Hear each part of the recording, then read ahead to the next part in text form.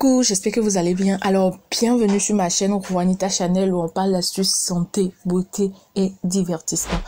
Alors, au cours de cette petite période, on va parler de bébé et de maman. Je vais donc quand même commencer par cette première vidéo en vous donnant des informations nécessaires sur comment le bébé se présente à partir de 5 semaines. Alors, si vous êtes nouveau sur ma chaîne, n'hésitez pas du tout à vous abonner et à activer la cloche de notification, tac, tac, tac, tac, tac, pour ne rien manquer de mes prochaines vidéos. Alors, vous êtes enceinte ou votre femme est enceinte ou un proche à vous est enceinte. C'est très simple. À 5 semaines, déjà, la taille du fœtus est comme un grain de riz. La longueur est à peine de 2 mm et le poids est de 0,2 g. Il va falloir que vous calculez votre poids actuel, que vous voyez comment votre poids évolue par rapport à l'évolution de la grossesse. Alors, au niveau du bébé, à ce stade, votre petit être a à peu près la taille d'une graine de riz et ressemble davantage à un petit tétard qu'un être humain. Donc, 3 types de couches cellulaires sont en cours de différenciation.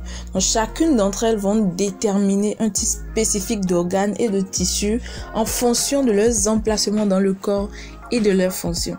Donc, comme dans les ectodromes, ça signifie externe. Donc, endo signifie interne et mésoderme signifie moyen. Donc, ces 3 couches formeront par la suite l'ensemble des organes et des tissus de l'organisme.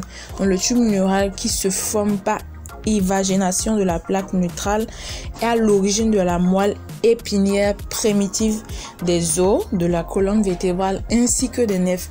Donc, ces tissus se développent à partir de la couche cellulaire supérieure appelée ectoderme.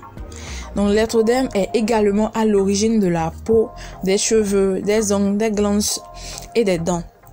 Dans la couche intermédiaire appelée mésoderme, ça forme le cœur qui se divise en 4 chambres pour pomper le sang. Les muscles, les os, le cartilage et la graisse sous-cutanée se développent à partir des cellules du mésoderme. L'endoderme forme les poumons, les intestins, les voies urinaires, les organes génitaux, le foie, la thyroïde et le pancréas. Le cœur est l'un des premiers organes qu'on peut voir fonctionner et ceci grâce à la technique des ultrasons dès la 5e semaine. Alors, à propos de vous, la mère, les tests de grossesse urinaire sont très sensibles pendant ces jours. Donc, un test peut être positif dès que vous remarquez l'absence de vos règles à la période habituelle. Donc, vous devez aussi savoir que vous pouvez être enceinte tout en ayant des saignements en début de grossesse. Donc, ces saignements peuvent être confondus avec des menstruations normales.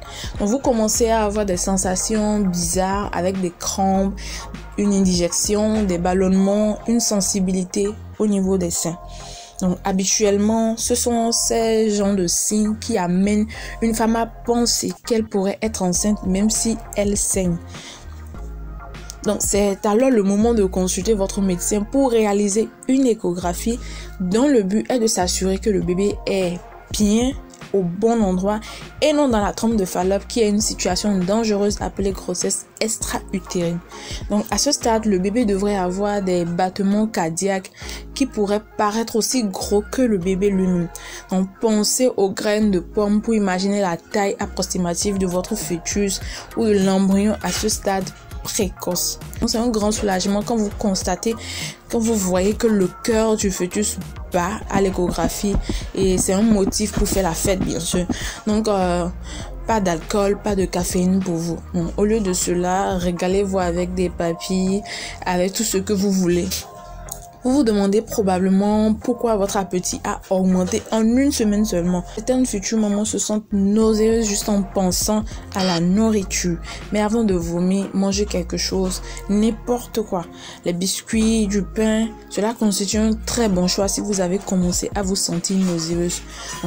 Au niveau de votre nutrition, à ce stade, vous pouvez éprouver des fortes envies de fumer. Cependant, il faut avoir l'esprit que le régime alimentaire d'une femme enceinte dépend aussi beaucoup de ce qu'elle peut supporter ou manger. Donc, il faut s'alimenter de manière régulière au cours de la journée en assurant à votre bébé un apport constant en nutriments nécessaires et permettant de garder votre glycémie à un taux stable afin de vous faire éviter les étourdissements et les coups de fatigue. La déshydratation chez la femme enceinte peut entraîner des modifications hormonales, ce qui peut causer la survenue des contractions précoces. Donc une bonne hydratation prévient aussi les maux de tête, les calculs rénaux, les vertiges ainsi que la constipation et les hémorroïdes. Donc si vous êtes bien hydraté, votre urine sera d'une couleur jaune pâle ou claire. Alors voici quelques conseils utiles à la 5e semaine de grossesse. Évitez les boissons gazeuses, faites plusieurs tests de grossesse, adoptez une alimentation saine avec suffisamment de fruits et de légumes, restez attentive à l'apparition d'éventuels symptômes de torssémie de début de grossesse ou encore ajustez vos habitudes alimentaires. Les signes de torssémie légère comportent des vomissements jusqu'à 5 fois par jour. Tenez un journal de grossesse et faites de votre mieux pour améliorer vos sensations et votre état de santé.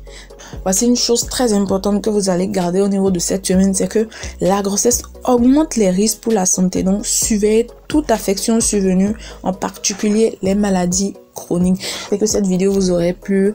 Si vous avez aimé la vidéo, n'oubliez pas de vous abonner et de liker, surtout de partager avec vos proches. Bye bye et à la prochaine pour une nouvelle vidéo concernant la 6e semaine de grossesse. Merci.